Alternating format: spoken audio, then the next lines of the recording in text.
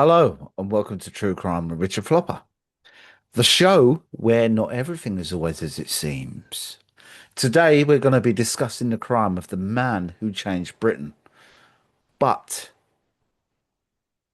I sort of brought in a friend on this one, someone I've co-hosted with for a long time, and someone who I thought needs no mention really. He's just an amazing guy. We've worked together for a year and a half in the past, and it's about time he had his say and told this story. Please welcome Jordan. Hello, ladies and gentlemen. How are we this evening? So, I've got a little bit of a true crime story, a tale where we uncover an untold story behind one of the world's most influential and often controversial figures in modern history. Some rise to power through sheer brilliance. Others, well, let's just say their journey is a little bit more eventful. So today, we dive into the life of a man who transformed an entire nation, sometimes for the better. Sometimes, well, we'll let you decide. He was a leader who charmed his way into the public eye, rebranded himself as a force for change, and ultimately left behind a legacy that still sparks debate to this very day.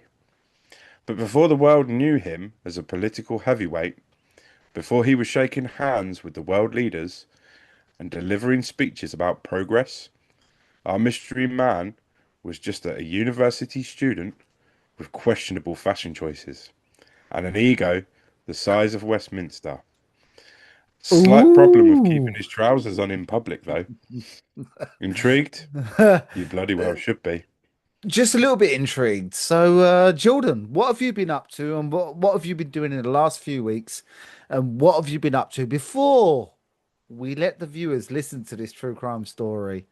Obviously, I'm getting more Well, agitated and just the way backward that we used to do things. I need to be more monotone. So, Jordan, your new show. hmm, Tell us a little bit about well, it and what you've been doing, please, before we do the show.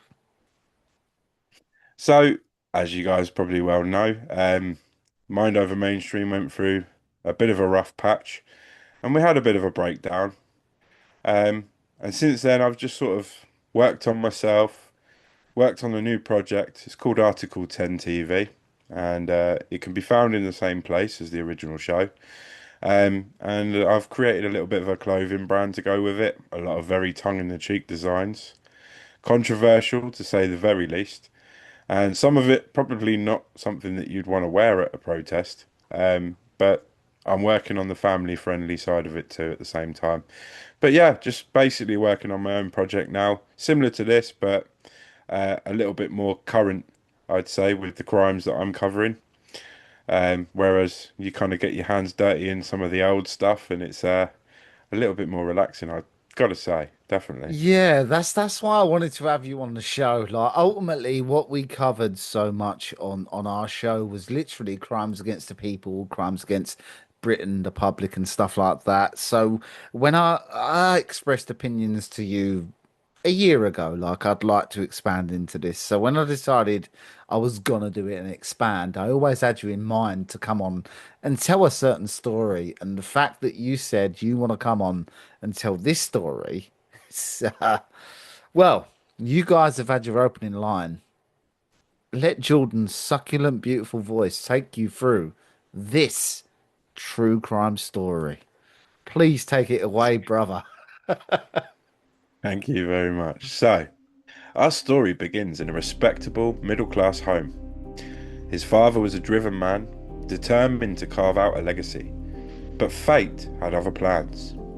A sudden stroke derailed the family's ambitions, and our young protagonist was forced to rethink his path. Instead of following in his father's footsteps, he took a very different approach, and one that involved less hard work and much more performance. At school, he was a class clown with a penchant for mischief. Authority, just a mere suggestion. Hard work, not quite his style, but charm, oh, he had that in spades. Now, if there was a shortcut to success, you could bet he'd find it. And while other students buried their noses in books, he was busy practicing speeches in front of the mirror, perfecting the art of persuasion. But if school was where he'd refined his silver tongue, university is where things got really interesting. Our mystery man arrived at university with the energy of a man who had just discovered that life outside of his parents' house had no rules. He studied law, but he spent more time in the theatre, literally and figuratively. He loved playing the role of the charismatic rebel, the smooth-talking dreamer with big ideas and an even bigger ego. But let's take a moment to talk about that incident. You know, the one he would later pray nobody ever dug up. Late one evening, he found himself in a less than reputable part of town, engaging in activities that weren't exactly in line with the civilized society he would one day claim to protect. Whether it was curiosity, recklessness, or sheer stupidity, he was caught in a public toilet, mid-act, in an encounter that was both lewd and, unfortunately for him, very illegal. The authorities, unimpressed by his performance, promptly arrested him under his lesser-known alias, one that he would work hard to erase from history. But the name Charles Lynton still lingers in certain records, a ghost of a scandal that he'd rather the world forget. Of course, this minor brush with the law wasn't about to slow him down. If anything, it gave him an early lesson in damage control, something he'd become a master of in the many years to come. Now, university shenanigans aside, our young maverick had bigger plans. Politics were calling, and he was more than ready to answer the call. He found himself drawn to a party that at the time wasn't exactly in the best shape. It was old, outdated, and in desperate need of a makeover, much like his own personal brand. And so, with that trademark charm, he positioned himself as the face of the future, a fresh start, a man of the people. He spoke about modernization, about breaking free from old traditions, about a new era for Britain, and people bought it. Before long, he was leading the charge, promising hope and change, but with the confidence of a man who had never worked a real day of a job in his life. But what happens when a man more interested in performance than policy actually gets power? Well, this is where things start to unravel. One of the first major tests of his leadership came in the form of a war, and boy did he lean into it. Convinced, or at least convincing others, that his country had a duty to intervene, he stood on the world stage, all righteous fury and moral certainty. There were weapons, he claimed. There were threats that couldn't be ignored. Action was necessary. And so the country followed him into war. But when the dust settled, and those so-called threats turned out to be, well, non-existent, the backlash hit hard. Suddenly the man who had been hailed as a bold leader was called something very different. A liar, a puppet, a warmonger. The streets filled with protesters demanding answers, demanding accountability. But ever the performer, he dodged and weaved, spinning the narrative until even his critics were exhausted. But if war was the most explosive part of his leadership, it wasn't necessarily the most controversial. That honour goes to his grand vision of a borderless Britain. He believed that the UK should open its doors to the world. He preached inclusion, diversity, and progress. But what happened next was something he hadn't quite planned for. Communities changed overnight. Public services struggled under the weight of demand. Cultural tensions flared. The Britain that many people had known for generations suddenly felt different. Some hailed it as a step toward a brighter, more global future. Others felt like they had lost their country entirely. And as the years passed, that decision remained one of the most hotly debated topics in modern UK history. So by now, you may have pieced it together. the rebellious student, the smooth talking politician, the war, the open borders. You know him as Tony Blair, the man who reshaped Britain for better or worse, the man who went from a scandalous youth to a world leader, a man who built a legacy some still admire and others will never forgive. Love him or loathe him, one thing's for sure, you cannot ignore him. Charles Anthony Charles Lynton Blair, aka Tony Blair, the man that forever changed Britain. Wow.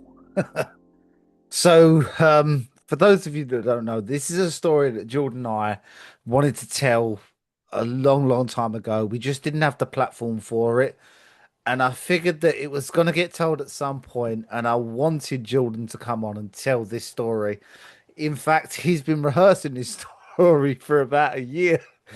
He loves this story, and the fact that people don't understand who it is and the shenanigans that the guy got into long before he got into power and the crimes that have been committed against humanity. And although this is not necessarily in keeping with true crime, no one's being tried here, no one's being convicted, no one is getting any time at all. But I wanted to tell the story. We've both had it written down for a year or so, and I wanted Jordan to come on and tell it. So, Jordan, once again, man, like what you've been up to, and tell people everything that you've been doing, please.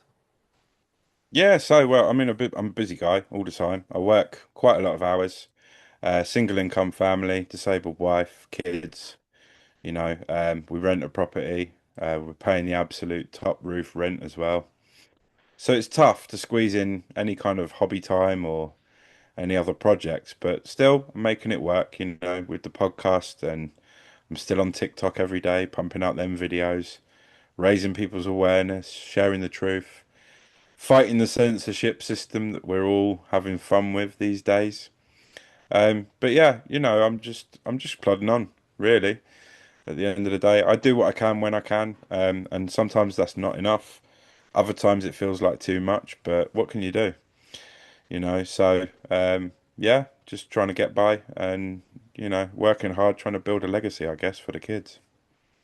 So, for you guys watching, Jordan has expanded from Mind Over Mainstream. His actual show now is called. Sorry, Jordan, say it again. Article 10 TV. Article 10 TV. Now, for those of you that followed Mind Over Mainstream anywhere, you can find it on the same platform. It's just rebranded. It's there on YouTube. I encourage you to go and check out his clothing line, which is absolutely brilliant. Like you can't wear it to your nan's ass for tea and stuff, some of it, but Depends if your nan's hard right wing, then maybe she'll be all right with it, I guess. yeah. So he's working wonderful developments and stuff, and I've been privileged enough to be on one of his shows that's coming out this week, and I just wanted to everyone to know that there's no malice between any of us hosts, really, Jordan and I, from Mind Over Mainstream, and I hope I can collaborate with him more often, and I hope I can bring more true crime to you through Jordan because obviously I want to tell the stories and I want to keep the stories going. I mean, some of these crimes are absolutely shocking and true crime is true crime. And I wanted Jordan for this one because Jordan's version of true crime happens to us every day. And I wanted his input on this episode. So thank you, Jordan, for Yeah. hosting. And I'll No, let no, you thanks say for your having me on. goodbyes. No, you're very Yeah, welcome, man. yeah. Thanks for, giving us a chance to be a storyteller. I mean, I don't get that often. Even my kid doesn't want stories anymore. She's growing up now, 9 years old. So I've not been able to do that for a little while. A little bit of theatrics there as well. It was good fun. Really appreciate it. So, Yeah. much love, brother. I enjoyed it as well. I was sucked in. I was soaked in. Even though I knew where the story was going and who it was about, I was sucked in and just waiting for the punchline, Even though it's coming. It's a bit like Pinocchio. Oh, you lie. You know, I was waiting for the punchline and enjoyed it. So, Jordan has been the host of this show this evening, and I am your host of True Crimes with Richard Flopper. Richard Flopper. Peace.